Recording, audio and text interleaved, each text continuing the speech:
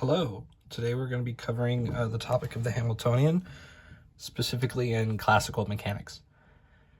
It pops up in quantum mechanics and other areas, but for now we're just going to focus on its application, or its how it works in classical mechanics. So the definition I'll just give right out as this. Hamiltonian, which is a function. Right now we're just going to call it a function. Later it's defined as an operator. Function is fine for the moment. Function could be with respect to time, so it could be time dependent or independent. And it's going to be equal to this. I forget how to draw the sigma.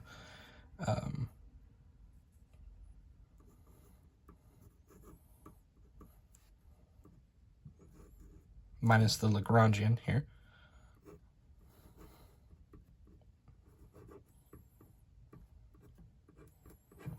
Okay, now this is known as the Legendre transform of the Lagrangian. Not super important to know that, it's just a cool little fact, I guess.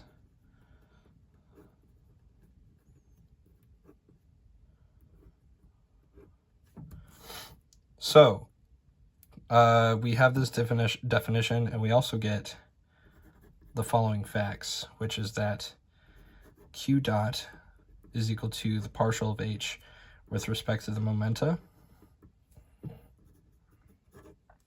And we have that P dot is equal to negative the partial of H with respect to the coordinate.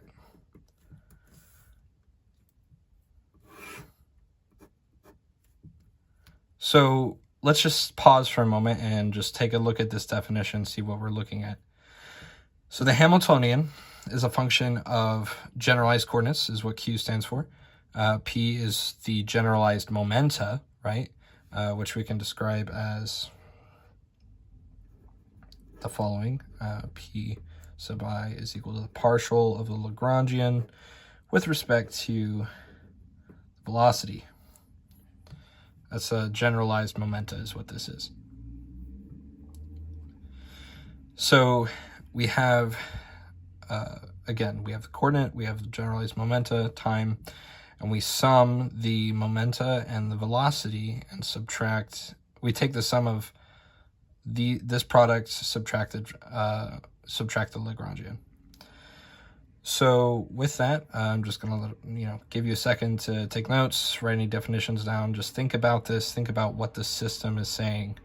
We have position, we have velocity, we have momentum, so all of those things are involved. With that, let's look at a basic example. 1D, just 1D mechanics. So let's say we have a line, and on that line is a particle of some kind with mass m. Now this particle is at position x, so our q is going to be x. And it's moving with velocity, or q dot, is equal to x dot. Okay, so we have q is equal to x, q dot is equal to x dot. We've got that. That's great. Now we need to look at our Lagrangian. Oh, sorry. Before we do that, we should look at our momentum, which is, yes, the derivative of our Lagrangian. So first, we need to find the Lagrangian. Lagrangian is equal to the kinetic energy minus the potential energy, right? So this is going to end up being 1/2 mx dot squared, right? Minus the potential. Okay. So that means that P is going to be equal to mx dot.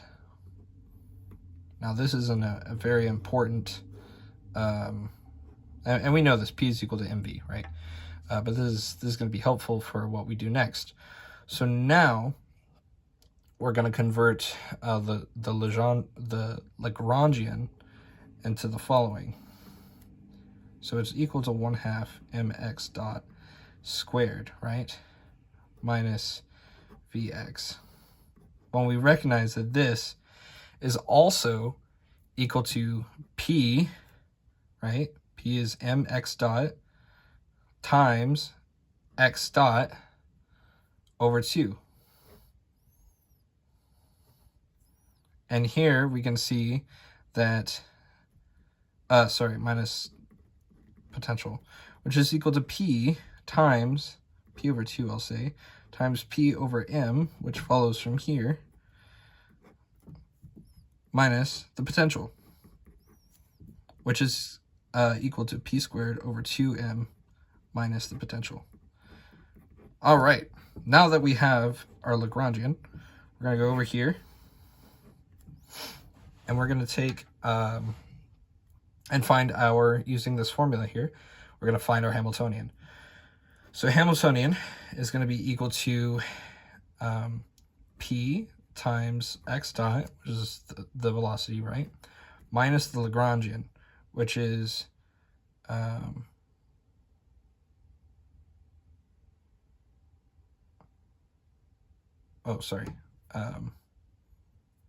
we need to, what am I doing wrong here?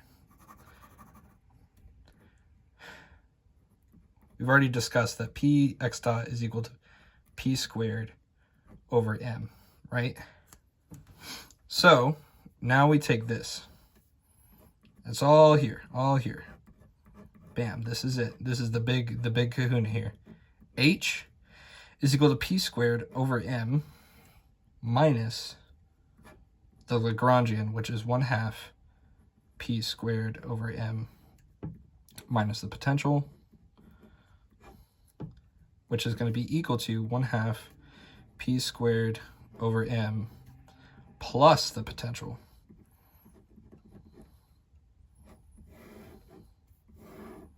And this is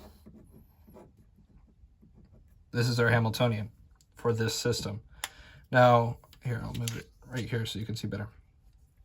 What this tells us, you see we have momentum, we have mass, we have potential with respect to, like spatial potential in this case. So really what the Hamiltonian is telling us about this system is the energy of the system.